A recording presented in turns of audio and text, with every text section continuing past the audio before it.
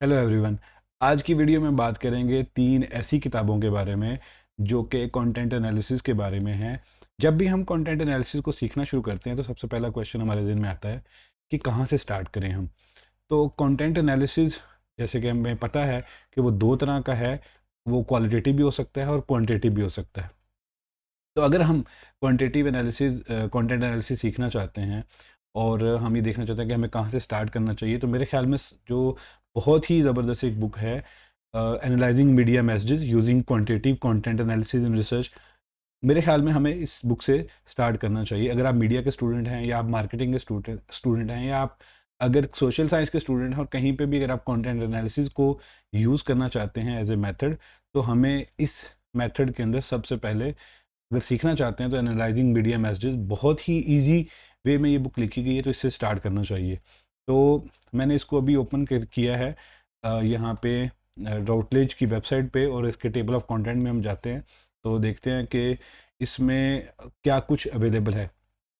तो सबसे पहले तो बुक में इंट्रोडक्शन दिया गया जिसमें कंटेंट एनालिसिस का बताया गया है, और फिर उसको डिफाइन किया गया कंटेंट एनालिसिस को, और बताया गया किस तरह से थर्ड चैप्टर में कंप्यूटर और कंटेंट एनालिसिस को आप यूज़ कर सकते हैं। देन मेजरमेंट बताया गया कैसे करेंगे आप, जो है सैम्पलिंग कैसे होगी अगर आप कंटेंट एनालिसिस को यूज़ करना चाहते हैं। यहाँ पे मैं आपको बता दूं कि जो सर्वे के अंदर या एक्सपेरिमेंट के अंदर या किसी भी और मेथड के अंदर जो सैम्पलिंग टेक्निक्स आपने पढ़ी थी, टेक्निक्स तो वही रहेंगी लेकिन उसका तरीकाकार जो है वो बदल जाएगा अगर आप कंटेंट एनालिसिस यूज़ करते हैं। तो मैं आपको ज़रूर रिकमेंड करूंगा कि आप जब ये बुक पढ़ें तो सैम्पलिंग के चैप्टर में ये ज़रूर देखें कि आपने सैम्पलिंग किस तरह से करनी है। अगर आप न्यूज़पेपर को एज ए कंटेंट ले रहे हैं, आप मूवीज़ को ले रहे हैं, आप एडवर्टाइजिंग को ले रहे हैं, या आप किसी भी और रिटन या जो रिकॉर्डेड मटेरियल है उसको ले रहे हैं एज योर सैम्पल। फिर जो आपने कोडिंग शीट डेवलप की होगी उसकी रिलायबिलिटी और वैलिडिटी कैसे इंश्योर करेंगे, ये भी आप इस बुक में पढ़ सकते हैं। और आप एक पूरी कंटेंट एनालिसिस की जो शीट होती है, जो कोडिंग शीट जिसको कहा जाता है, ठीक है, वो कैसे आप डेवलप कर सकते हैं। और लास्ट के ऊपर इन्होंने बताया कि आप जो कंटेंट एनालिसिस का डाटा होगा उसको एनालाइज कैसे करेंगे। यहाँ पे ये भी मैं बता दूँ आपको कि जो एनालिसिस होते हैं कंटेंट एनालिसिस के अंदर, वो थोड़े से डिफरेंट हैं जो आपने सर्वे के अंदर परफॉर्म करने होते हैं, क्योंकि यहाँ पे हमारे पास जो लेवल ऑफ मेजरमेंट है वेरिएबल्स का, वो नॉर्मली नॉमिनल रहता है। तो नॉमिनल लेवल का जो डाटा होगा उसको आप किस तरह से एनालाइज करेंगे, वो भी आप इस बुक के अंदर जो है वो सीख सकते हैं। जब आप इस बुक को पढ़ लें तो मैं रिकमेंड करूँगा कि आप सेकंड बुक जो है वो भी पढ़ें, जो कि कंटेंट एनालिसिस के बारे में है, और ये क्वांटिटेटिव कंटेंट एनालिसिस को ही डील करती है। उसका नाम है the content analysis guide book. ये न्यूएंडोर्फ की तरफ से लिखी गई है बुक जो है, और इस बुक का जो ये सेज की तरफ से पब्लिश की गई है। इस बुक का अगर हम जाएं कंटेंट के अंदर जो है तो आपको बहुत सारी डिटेल्स जो हैं वो मिलेंगी। इसका सेकेंड एडिशन अवेलेबल है। इस बुक के अंदर भी स्टार्टिंग में कंटेंट एनालिसिस को डिफाइन किया गया है, और चैप्टर 2 के अंदर जो है डिफरेंट अप्रोचेस की बात की गई है, और देन बताया गया कि यूनिट्स और सैम्पलिंग की बात की गई है। ये यूनिट्स ऑफ सैम्पलिंग आप पहले पढ़ चुके होंगे कि यूनिट क्या होता है और सैम्पलिंग क्या है। ये आपने जब एनालाइजिंग मीडिया मैसेजेस आप पढ़ेंगे तो उसमें आप उसकी डिटेल्स पढ़ चुके होंगे, जिसमें यूनिट्स को, पॉपुलेशन को, सैम्पल साइज को, सारी चीज़ों को डिफाइन किया गया होगा। फिर वेरिएबल्स और प्रिडिक्शंस वगैरह आपको मिलेंगी। मेजरमेंट कैसे करनी है, रिलायबिलिटी वैलिडिटी की जो बातें हैं वो भी आपको यहाँ पे मिलेंगी। ऑपरेशनलाइजेशन कैसे करनी है, इसमें बहुत सारी एग्जांपल्स भी गिवन है। फिर इसी चीज़ को कंप्यूटर में किस तरह से परफॉर्म करना है, ह्यूमन कोडिंग वर्सेस जो कंप्यूटर कोडिंग है। और देन ये आपको सारी डिटेल्स जो है डिफरेंट चैप्टर्स के अंदर मिलेंगी। लास्ट पेज का जो चैप्टर है content analysis in the interactive media age, जहाँ पे चीज़ें अब बहुत बदल चुकी हैं, सोशल मीडिया भी है, तो उसमें अंदर किस तरह से कोडिंग करेंगे, उसको कैसे एनालाइज करेंगे, ये आप इन चैप्टर्स के अंदर जो है सीखेंगे। लास्ट चैप्टर्स के ऊपर बताया गया कि आप रिजल्ट्स कैसे लिखेंगे, रिपोर्टिंग कैसे होगी। इसके अंदर कुछ टेस्ट भी बताए गए हैं, जैसे बाईवेरिएट रिलेशनशिप अगर आपने चेक करना है, मल्टीवेरिएट रिलेशनशिप चेक करना है, वो आप कैसे करेंगे।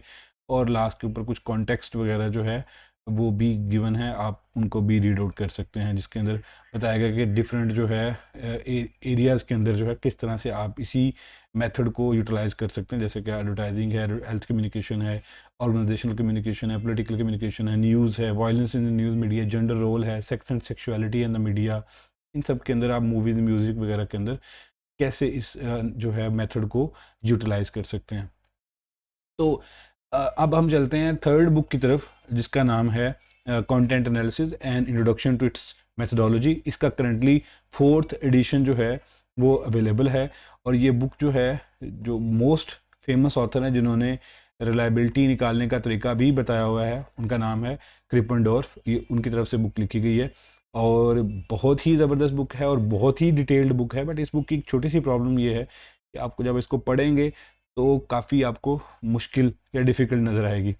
तो इसलिए मैं आपको रिकमेंड करूंगा तो कि पहले आप जो है वो एनालाइजिंग मीडिया मैसेजेस से शुरू करें, देन आप न्यूरेंडोर्फ की बुक पढ़ते हुए थर्ड जो है बुक आप क्रिपनडोर्फ की पढ़ें, क्योंकि ये बहुत डिटेल्ड है।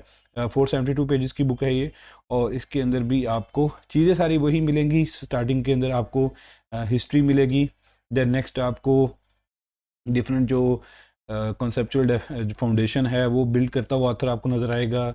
इसके यूजेस के बारे में बात की गई है। देन इसके बाकी जो डिज़ाइन हैं डिफरेंट जो हैं कंटेंट एनालिसिस के, उनके ऊपर बात की गई है। इसके अंदर भी यूनिटाइजिंग आपको नज़र आएगी, वही सैम्पलिंग किस तरह से करेंगे आप जो है, और आपके पॉपुलेशन क्या होगी, ये सारी डिटेल्स भी आपको इसी बुक के अंदर भी नज़र आएंगी। चीज़ें सारी वही होंगी अगर आपने पहले पढ़ रखी होंगी। इस बुक की लैंग्वेज थोड़ी सी डिफरेंट आपको नज़र आएगी, डिफ़िकल्ट भी नज़र आएगी। तो अगर आपने पहले पढ़ रखी हो तो ये कुछ ज़्यादा मुश्किल आपको नज़र नहीं आएगा। लास्ट के ऊपर जो है इन्होंने एनालिसिस बताए हुए हैं कि कैसे अगर आपने डेटा कलेक्शन कर ली है, कोडिंग शीट डेवलप कर ली है, तो आप डेटा को कैसे एनालाइज करेंगे जो आप लेके आएंगे, उसको SPSS के अंदर जो है या बाकी सॉफ्टवेयर के अंदर अगर आप परफॉर्म करना चाहते हैं तो कैसे करेंगे। इन 3 बुक्स के बाद आपको प्रीवियस जो है एक वीडियो में मैंने बताया था कि अगर आप बुक पढ़ेंगे अंडरस्टैंडिंग कम्युनिकेशन रिसर्च मेथड्स की, ये मैंने जो वीडियो थी जिसके अंदर हमने सिंपल रिसर्च मेथड अगर आप सीखना चाहते हैं या अगर आप रिसर्च मेथड की जो जनरल बुक्स पढ़ना चाहते हैं उसके अंदर इस बुक का जिक्र किया था।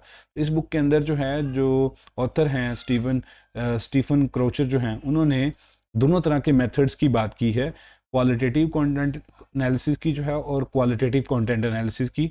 यहाँ पे डिटेल गिवन है, ये दोनों चैप्टर हैं 12 और 13। आप ये बेसिक दोनों चैप्टर्स जो हैं वो पढ़ सकते हैं बेसिक अंडरस्टैंडिंग के लिए जो है। बट अगर आप सीखना चाहते हैं कि किस तरह से आप कंटेंट एनालिसिस जो है क्वालिटेटिव कंटेंट एनालिसिस परफॉर्म कर सकते हैं, तो जो 3 बुक्स मैंने आपको बताई हैं उसके अंदर जो है आपको क्वालिटेटिव कंटेंट एनालिसिस का जो है जिक्र नहीं मिलेगा। मैं जस्ट उसको बताया गया है लेकिन बहुत डिटेल में उसको जो है वो नहीं डिस्कस किया गया। उसके लिए मैं आपको रिकमेंड करूँगा कि आप क्वालिटेटिव कंटेंट एनालिसिस की बड़ी ही कमाल बुक जो है in practice, qualitative content analysis in practice by Margaret, इस बुक को पढ़ें आप जो है, और आपको बहुत ही 280 पेजेस की बहुत स्मॉल सी बुक है, इसको आप पढ़ सकते हैं। और इसके अंदर भी आपको क्वालिटेटिव कंटेंट एनालिसिस करना सिखाया जाएगा, कोडिंग कैसे डेवलप करते हैं आप जो है, फ्रेम कैसे बनाते हैं, उसमें यूनिट्स कैसे डिफाइन किए जाते हैं, और बाकी इसके अंदर एनालिसिस तक तमाम जो है चीज़ें एक्सप्लेन की गई हैं। तो ये 3 बुक्स जो हैं क्वांटिटेटिव कंटेंट एनालिसिस की, और 1 बुक जो है वो क्वालिटेटिव कंटेंट एनालिसिस की। अगर आप क्वालिटेटिव एंड क्वांटिटेटिव दोनों तरह की जो एनालिसिस हैं कंटेंट एनालिसिस के अंदर सीखना चाहते हैं तो ये 4 बुक्स जो हैं one of the best book हैं। तो आप स्टार्ट कर सकते हैं और इनको रीड कर सकते हैं। अगर आप भी कोई बुक जो है वो रिकमेंड करना चाहते हैं या बताना चाहते हैं तो इसी जो वीडियो की डिस्क्रिप्शन में जो कमेंट्स के अंदर जो है वो आप बता सकते हैं। तो thank you for watching this video.